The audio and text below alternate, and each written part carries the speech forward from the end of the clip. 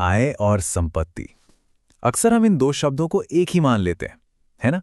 पर क्या ये सच में एक ही चीज है? चलिए आज इसी सबसे बड़ी फाइनेंशियल कंफ्यूजन को थोड़ा सा सुलझाते हैं।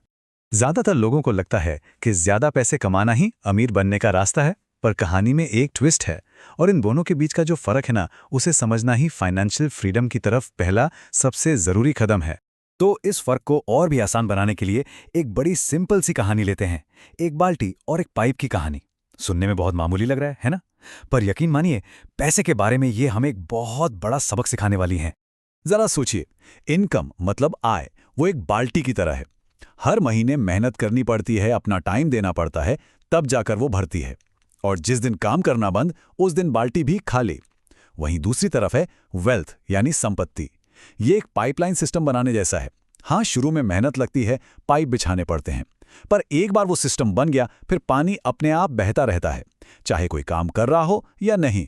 तो अब सवाल ये उठता है कि ये पाइपलाइन, ये सिस्टम आखिर है क्या चीज? मतलब ये पाइप्स बनते किस चीज से हैं?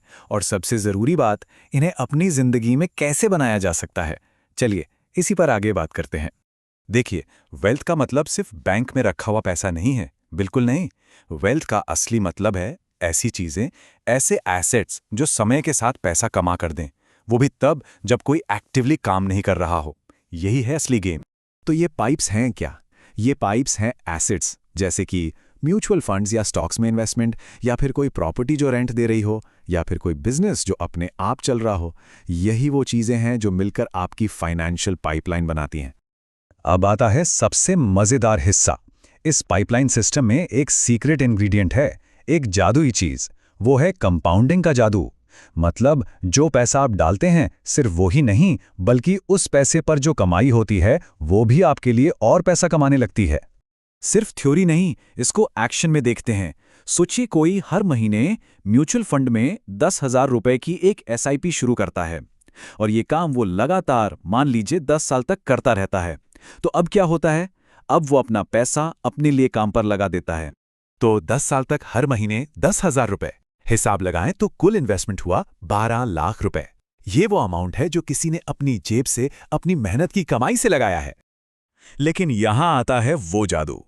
कंपाउंडिंग की वजह से वो 12 लाख रुपए बढ़कर लगभग 25 लाख रुपए हो सकते हैं।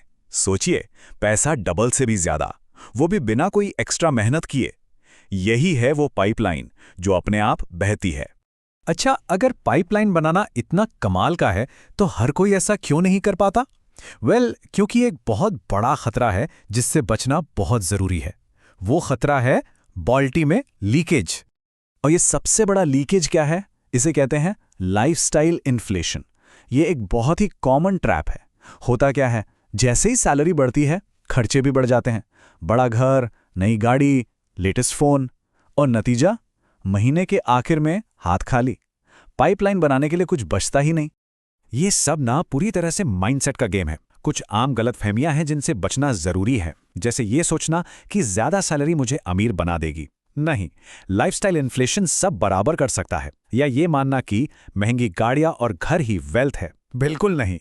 असली वेल्थ वो एसेट्स हैं जो आपको पैसा कमा कर दें। और हाँ, ये कोई शॉर्ट टर्म गेम नहीं है। वेल्थ बिल्डिंग एक लंबा खेल है। तो इस पूरी बातचीत का गोल क्या है? गोल है फोकस को शिफ्ट करना। सिर्फ शॉर्ट टर्म जरूरतों के बारे में सोचने से हटकर लॉन्ग टर्म फाइनेंशियल फ्रीडम के बारे में सोचना।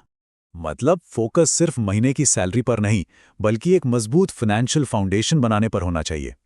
इनकम पर फोकस का मतलब है जॉब पर डिपेंडेंट रहना, जबकि वेल्थ पर फोकस करने का मतलब है फाइनेंशियल फ्रीडम की तरफ कदम बढ़ाना। तो इस पूरी बात का निचोड़ क्या है? एक सिंपल सी लाइन में से ऐसे याद रख सकते हैं, बाल्टी से कमाओ लेकिन पाइप से वेल्थ बनाओ। क्योंकि एक बार वो पाइप बन गया तो पैसा अपने आप बहता है। तो अब जब ये पाइप साफ साफ दिखने लगे हैं, तो सवाल ये है कि अपना सिस्टम बनाने के लिए वो पहला कदम क्या हो सकता है? क्योंकि देखिए, फर्क जानना तो एक बात है, पर असली बदलाव तो एक्शन लेने से ही आता है। तो सोचने वाली बात यही है, वो पहला कदम क्या होगा?